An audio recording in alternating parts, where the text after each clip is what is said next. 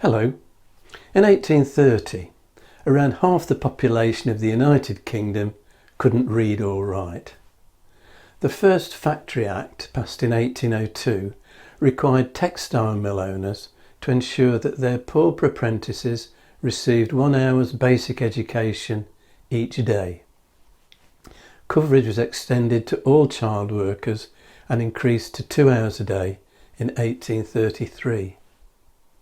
The Poor Law Act of 1834 required workhouses to provide a minimum of 3 hours of schooling each day for the children in their care. But overall, few working class children went to school. The agenda for changing this situation and increasing educational opportunities was driven by two key factors: the needs of modern industry for educated workers, and a view amongst social reformers that education was the route to moral improvement. There were pioneers. Andrew Bell was the inspiration behind Church of England national schools, in which the brightest pupils were used in a monitorial system to teach other children who would themselves then teach others. Learning by teaching.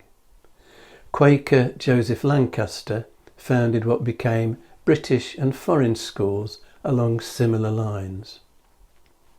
Ragged schools were an idea developed by John Pounds, a Portsmouth shoemaker, and first established in 1844 with the patronage of Lord Shaftesbury, and they were dedicated to the provision of education for destitute children. This print is from a painting by Alexander Blakely, and it shows Lord Shaftesbury visiting the Ragged School at Westminster in 1851.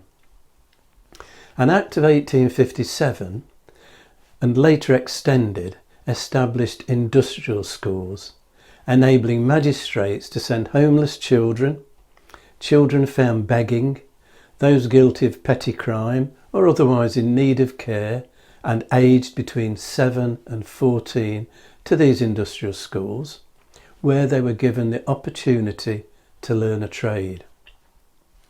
Depending on individual circumstances, children sent to industrial schools might live in or live out. Discipline was strict. In 1893, the boroughs of Burton-on-Trent, Walsall and West Bromwich jointly built an industrial school for boys in Beacon Street, Lichfield. The architecture is Renaissance style in brick with bathstone dressings to a design by R. Stevenson of Burton-on-Trent. On arrival, boys were bathed, had their hair cropped and their clothes disinfected. The daily routine began at 6. Keep fit drill was followed by prayers at 8:30 and then lessons. There was more drill in the afternoon, evening prayers at 7:30 and bedtime was 8 o'clock. The building became Beacon School and has now been converted into flats. An Act of 1870 made education compulsory for all children from the age of 5 to 13, and this had been extended to 14 by 1918. Local school boards were set up to ensure compliance, and ragged schools, national schools and the Lancasterian British schools were absorbed into the new board school structure. The 1870 Education Act resulted in the building of a large number of schools. The preferred architectural style was predominantly Gothic Revival in red brick with stone detailing around the windows. And windows were typically high so that pupils couldn't look out and be distracted. This was my first school, absolutely typical. These schools are all in Birmingham.